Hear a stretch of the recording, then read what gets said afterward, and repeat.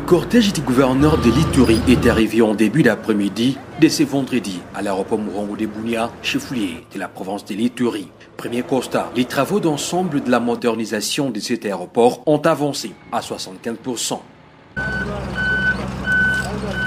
Cet aéroport pourra ouvrir la province de l'Ituri au reste du monde, se réjouit les commandants des opérations et gouvernants militaires de l'Ituri, le lieutenant général Luboyanka Chamadjoni. L'autorité provinciale a invité à cette occasion les Ituriens à se démarquer par des valeurs républicaines. Nos populations ici, ils ont besoin de se projeter ailleurs. Nous allons faire de cet aéroport un aéroport international parce que, comme vous le savez, l'Ituri, c'est une grande province ici en RDC. Nous voudrions que, pour nous, il faut absolument connaître cet aéroport.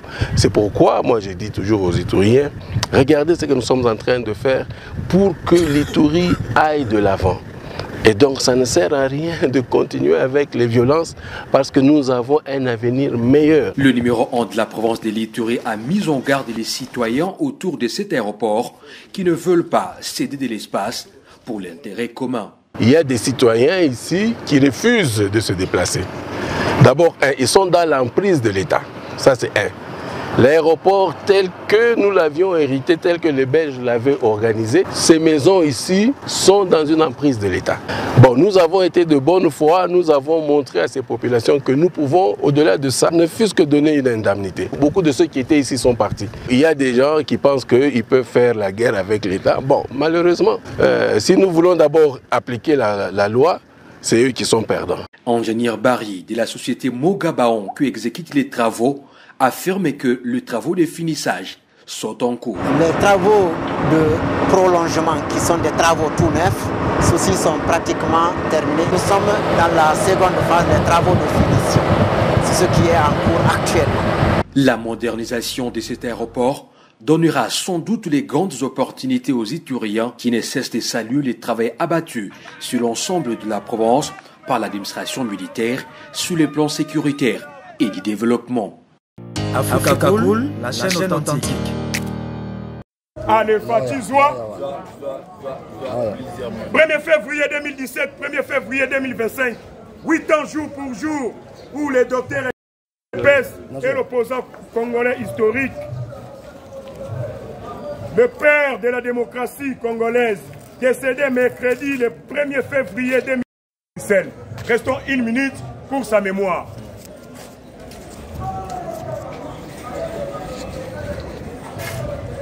Merci beaucoup. Ezabo été. Nous rappeler que le 1er février, jour où était Tshisekedi Akoufa, qui Ezabo été.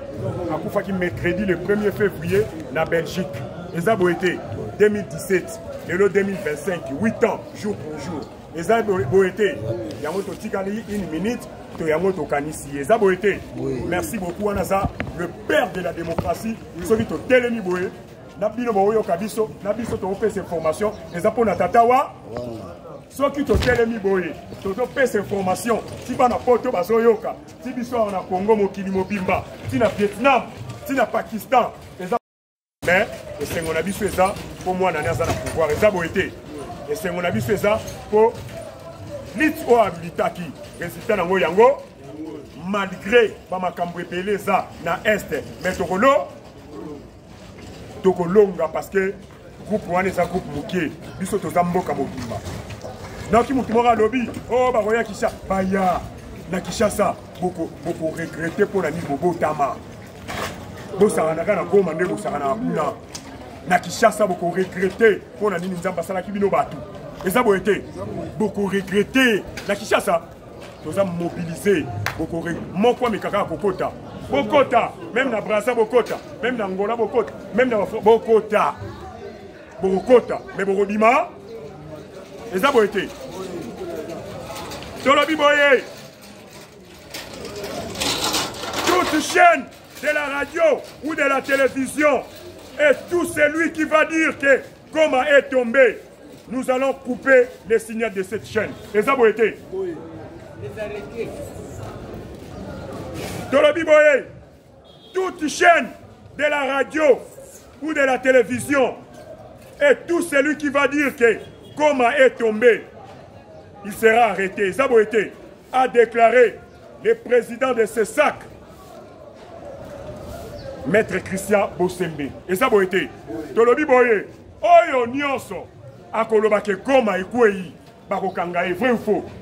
Parce qu'un vrai patriote. Akoki koloba jamais goma ekwei. Et ça a été. Yango même si même ba journaliste. Même il y a chaîne, il y a télévision, il y a radio, il y a journaliste. Même ici ekwei. Est-ce que yo koloba ke ekwei? Même ici ekwei. Yo journaliste en tant que journaliste professionnel. Jamais encore le bec ekwei. Vrai ou faux? Et ça a été. Mais ekwei te. Bilo ozo le bec ekwei. Balobi même ici ekwei. Journaliste. Yo congolais. Jamais. Yo Christelle Oussakwel. Yo ceux qui prennent Nani Moïndo Nzang. Jamais beaucoup le bec ekwei. Vrai ou faux? Na qui professionnaliste. Boko lukanzela mususu. Ya relevé le loco. Mais jamais beaucoup le bec ekwei. Vrai ou faux?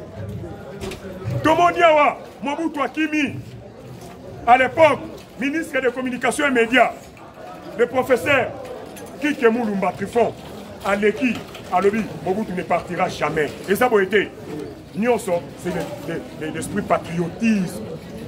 Au cours de l'Ambalamogoté, et ça média.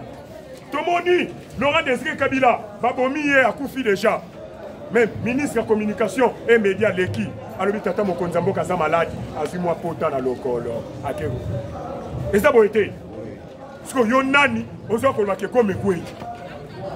To mettre en garde, on y a sur le bezanga été. Comité de sécurité d'audiovisuel. Conseil et lobby bongo. Où est dirigé par avocat, maître Christian Bosembe. So azuyo, on dit ça, livre mobimbe aussi na mibeko devant yo. Vous voyez, sur ça, il y a un on le barre beaucoup de louate, beaucoup de louate. Ça là, il y a un moment. Batio wana baso bimiselo. Baptique, au sous barato saini. Au sous barato saini. Ça là, il y a un moment. Tolobi boye. La guerre est déclarée entre l'Afrique du Sud et le Rwanda. Betamabo Makas. Guerre et le moins la République démocratique du Congo. Et comme il Rwanda dans l'Afrique du Sud, nalo bien dans le bâté. Afrique du Sud, Atinda qui Batunae, Baya, va soutenir RDC pour l'agression rwandaise. Bafloda rwandais, Babomiba. Baza sopé 17, ceux qui fait 16, ceux qui fait 15.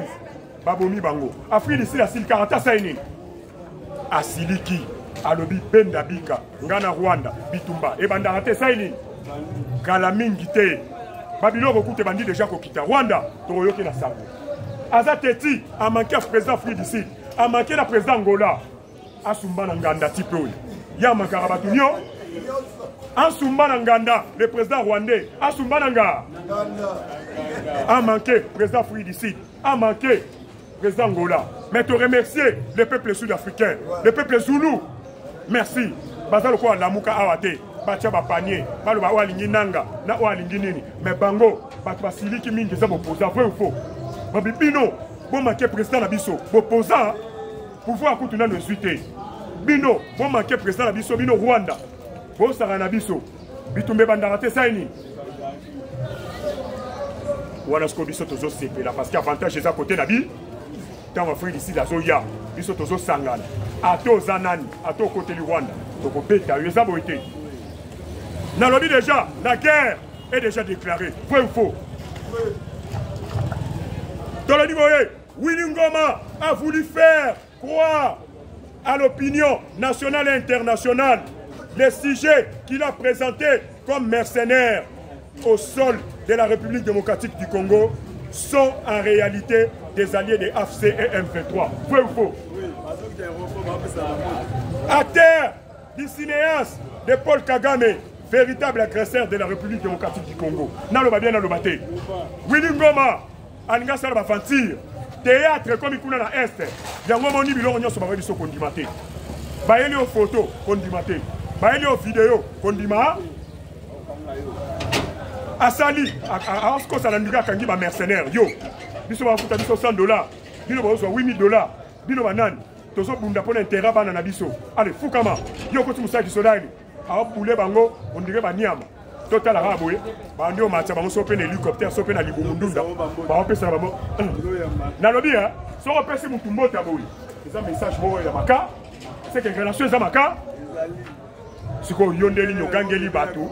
est-ce que biso torozo ba rwandais to pesa na ba mbote bo Luvu bo kipe ba biloko wana te peuple congolais biso toza motivé yango tolobi pa ba liara mbongo à l'état boza pi bo motiver peuple biso tozo un salaire te mais tozo motiver peuple jour et nuit bon ba ministre bon ba député boza wa ba mafié na ko kabola ba poste bino ba na sisa no guerre ba mboto ko ta ona ote na sisa guerre o ozomono eza nzoto pamba molimo nyonso eza na este eza boyete molimo nyonso eza na Goma o bomona eza nzoto pa ato tindiki ba ngombo na okweya parce que nyonso eza kuna mais to sisa no makambo guerre ministre député onan sénat assemblée na oyela bino après ba étranger nyonso bona sénat na oyela bino après ba étranger nyonso bona assemblée nationale na oyela bino après ba preuve ezali parce que mwanga tutu awuta na assemblée na oyela bino Vital Kamerhe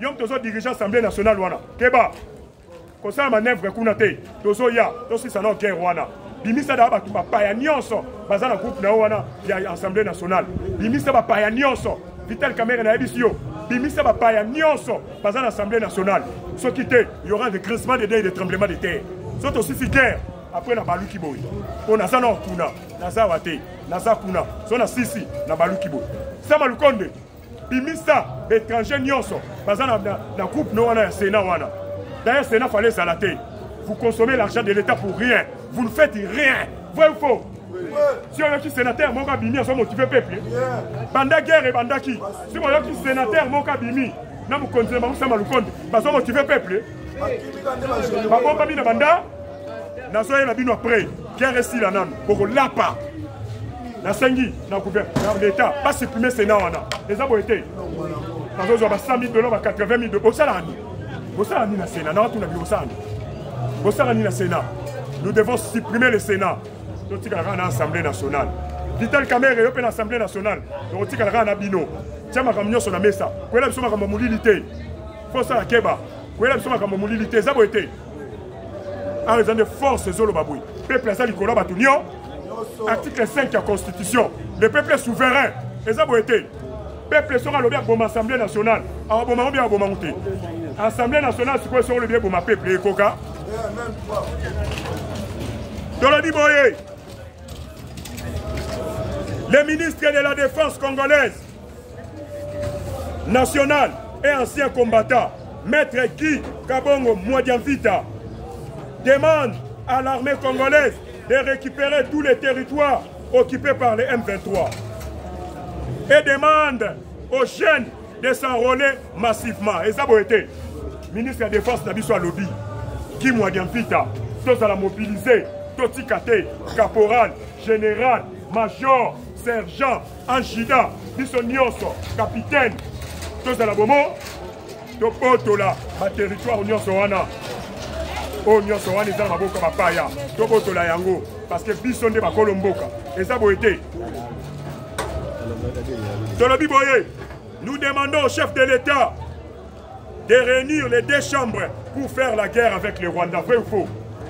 Tosengi, guerre et banda. Trop c'est trop. On a perdu beaucoup de Congolais. 6 millions de morts. Tiwapi. Na on dimango susute. Makamorotia eloko wana suna tiwa ezate. Bobi Misango. Eyinda. Oye koya. Oye koya. Pour ma camion ceci là. Tolobi Boye. Le calme est revenu en Goma. Et ça a été. Maintenant, il y a la présence de l'eau et de l'électricité.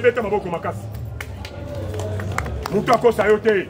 Koye la batute. Eh, photo yangoyo. Eh, boye na boye. Ngaku tu n'arrives pas. On y a la photo na misunanga. Bien vidéo. La 7e bataille. Ça a été. Photo tika la serré. Mboke sa piso. Congolais et Congolais. Téléma. Ouais, ça m'a comme Félix Tshisekedi. Ouais, ça m'a comme Martin Fayulu. Ouais, ça m'a comme Christopher Ngoïté. Ouais, ça m'a comme Peuple Corps. Ouais, ça m'a comme Peuple Corps. Ouais, ça m'a comme Fayulu wana. Ouais, ça m'a comme Tshisekedi wana. Ouais, ça m'a comme Christopher Ngoï wana. Ouais, ça m'a comme Mbo. To soutenir Mboka. To za la biso nyonso. L'esprit patriotisme. Il y a patrie. La mort pour la patrie. Et ça a été. Oui. Dans la Biboye. La ville de Goma, sur 18 quartiers, les phares des occupent 16 quartiers. Pète ma beaucoup ma casse. Ce qu'on y a, bah, yellow, oh, bah, suis goma. Phare des Azamaka. Bah, moi, moi, bah, quoi, moi, pété. Et ça, été. Bah, suis moi, bah, quoi, moi, pété. Ce qu'on y a, guerre des médias. Bah, on somme, là, bah, moi, même, bah, médias. Bah, méga. N'a pas wifi. Ce qu'on y a, ministre, vous aurez un bon. Bino ba député aux Ambo. Pour telle biso ta méga, pour biso peto buaka. Oh non, on appelle au buaka. Mais à biso moro, na so mobiliser. So ba buaki, ngape na buaki na bibolanda wana te. Ba image wana eza ya kala, ya Roger Lumbala, ya Laurent Désiré Kabila, ya ba rebelle ya kala. Donc ba kotaka, ba buaki bino na réseaux sociaux. Bino pe bolwa, ba continue goma. Ba image ya ka. Na moni image moko. Il y a Roger Lumbala, Babouaki, il y a Laurent Désiré Kabila, Tobakadogo, Barakota, Babouaki, mon gars, il y a président Tanabio, il y a tout bio, il y a tout vipena. Oh, bah, image à l'élo, t'as la tenue à l'élo, t'as la tenue à Kala. Attendez, n'a bien mon ici. Bino Baboko s'appelle, ce qu'on a ministre et un député. Pour telle bisota méga, pour bisoper au contre Bango. Parce qu'il a contre Bango, parce qu'il a 9, 10. Ngana c'est un gamoro, tu sais, un président, tu contre Bango, c'est 10. Mais gars na biso moko to chaki. Unité na biso moko to chaki. Est-ce que vous n'êtes pas l'État? Ba ministre Nyoso, to sengi mois de février, mi ba ministre ba so mbongo te. Salaire wana kende na na moni bo yininga ba ministre. Ba ministre bo yininga ezamboka na biso le peuple sous. Mois de février, ministre Moroté, na député Mamba Simba mbongo te. Nous sommes dans l'état d'urgence, vrai ou faux? Bon, on se va passer ma soda. On a mon été à Longwe. Dans le Libye, on a mon été à Longwe. Tu es au Kangi Kadena dans le ministère. Et ça a été. Bon, vous avez abisso peuple. Ministre Nyon, ça va souhaiter. Pendant que vous continuez, maman Judith, qu'on soit alerté. Si vous êtes une vraie patriote, vous qu'on soit alerté.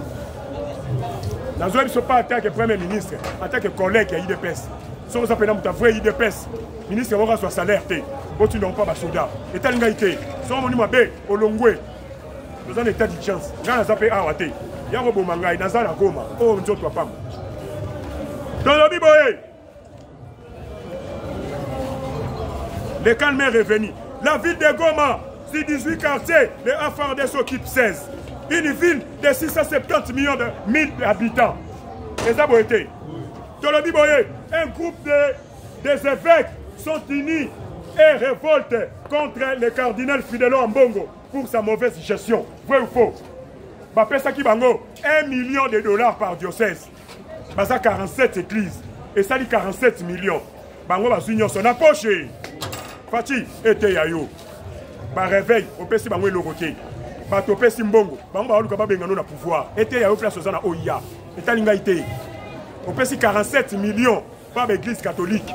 Chaque diocèse, $1 million, $1 million, $1 million. Les mêmes personnes, parce que le Kaba Bengano a pouvoir, était yayo, zoba décision, était yo place aux ana oyo, vandiboy, était yayo, bato pesi mbong ma pure. Mais ma réveil, ba ensemble chaque jour, jour et nuit, était yayo zoma yeli. De la biboye, chose grave, les rebelles, Corneille Nanga, et de l'église des réveils. Mais il dit de donner la transition à l'église catholique. Complot. Corneille Nanga, Azamuto réveil. Vrai ou faux? Corneille Nanga est de l'église des réveils. Mais, Azoloba, Bapé sa transition, Bakwe Samboka, transition, Bapé sa pas Basango. Vous avez un complot. Donc c'est que Basango Bazanaka. Comment Corneille Nanga a quoi autant de bango? Atiki pasteur naye. Atiki Moussala Ndambe naye. A que le repère sa pouvoir na Batumoussous. Est-ce que Zalaka? Complot, peuple congolais, Sosola. Peuple congolais, mémoire est à la Licolo. Peuple congolais, mémoire est à la Osake. Vrai ou faux? Vrai ou faux?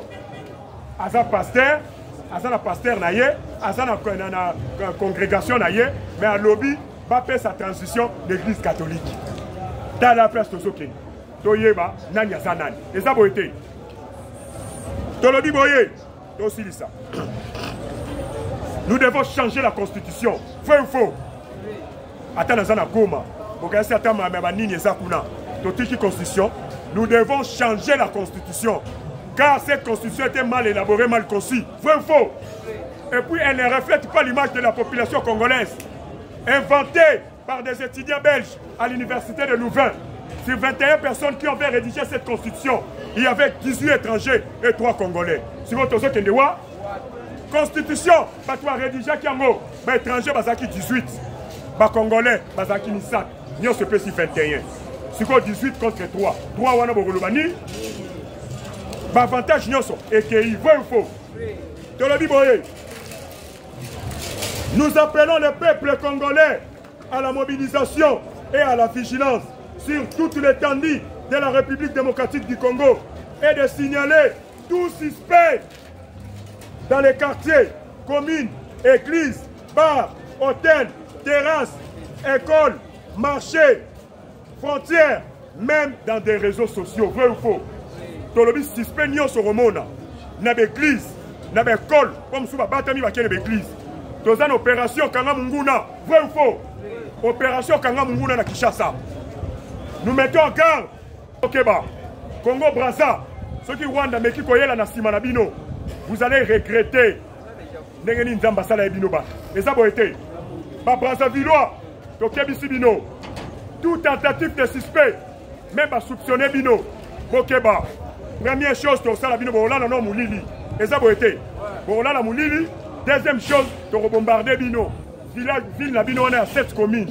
To quoi sangwe les aboité. Alors merci pour ça qui est belé, peuple congolais, tous à l'osake. Mboke za ya biso.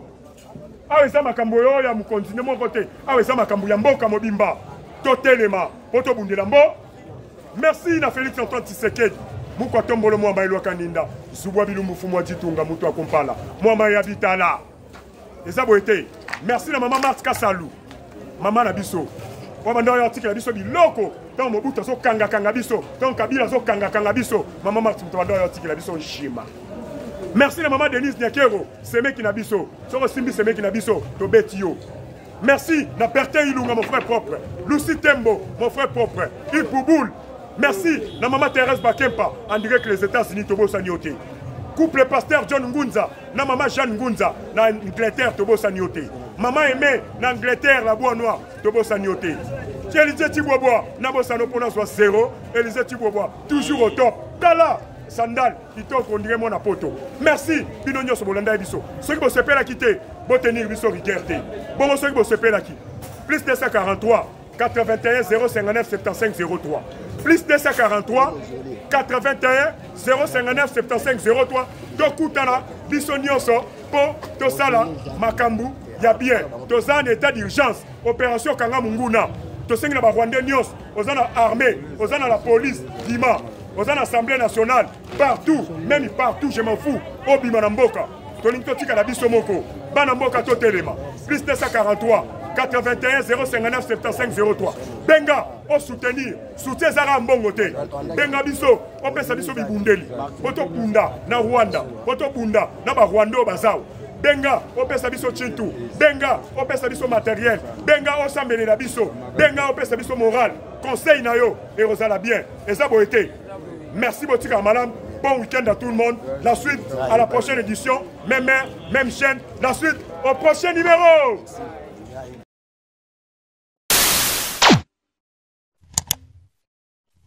Africa cool, et abena cool, Africa cool, abena cool, le quoi cool matopi. Après toujours,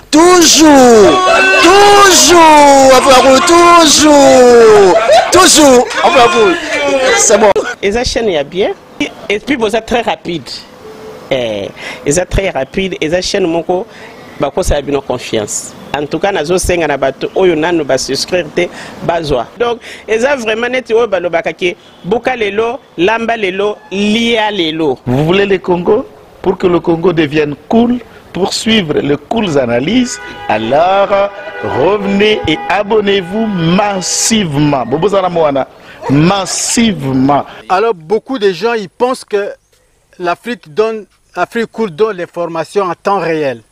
Mais je ne crois pas cela. C'est-à-dire l'Afrique cool donne l'information en temps réel et en temps chirurgical. Si tu ne suis pas, tu as la crise cardiaque. Qu'est-ce que tu penses de l'Afrique cool?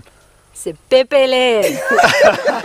Africa Cool, c'est la destination de prédilection pour une communication optimale.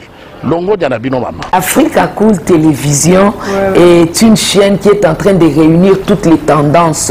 Donc les chrétiens s'y retrouvent, les païens s'y retrouvent, les politiciens s'y retrouvent, les femmes ménagères s'y retrouvent. Donc Eza Eloro Nabiso, to sepe la ranango, yango chaque fois son aïe na Kinshasa, il faut namona Africa Cool. Et au monde de la chaîne Oeza impartial. Et le rôle de Babino, vous méritez le soutien de la population ainsi que des institutions complètes. Biso nyonso to s'abonner à Africa Cool. Africa Cool oyo. Zengo. Africa Cool, merci beaucoup leader. Non, je remercie en tout cas Africa Cool, leur support, et on leur souhaite bonne chance pour la suite. On leur souhaite le plein succès. I'm coming from Johannesburg. I'm one of the subscribers of Africa Cool. This is a great channel. You watch news that are very fast. I would like to ask everybody to subscribe and then stay tuned. Thank you very much. Je vais placer un petit mot par rapport à la récompense Oyo. Ah, je félicite très sincèrement Africa Cool. Voilà. Je n'avais pas opéré le mauvais choix. Voilà. J'avais recommandé, je me rappelle que je disais que c'était une destination de prédilection pour une communication optimale d'excellence. Voilà. Nazanga Mogotala, YouTube Yemoko à reconnaître que Napona qui m'a bêté. Africa Cool, et abena cool, Africa Cool, abena cool, le quoi cool matopi. Enfin, toujours,